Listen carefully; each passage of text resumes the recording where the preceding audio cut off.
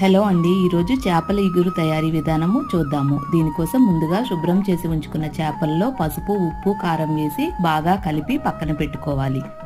ఇప్పుడు ఒక mixie jar తీసుకొని ధనియాలు, జీలకర్ర, చెక్క, లవంగ, ఎలాచి, స్టార్ ఆనియన్, అల్లం, వెల్లుల్లి వేసి గ్రైండ్ చేసి పక్కన పెట్టుకోవాలి. ఇప్పుడు ఒక ప్యాన్ లో ఆయిల్ వేసి వేడయ్యాక తరిగిన ఉల్లిపాయలు, పచ్చిమిర్చి, కరివేపాకు వేసి బాగా వేయించాలి.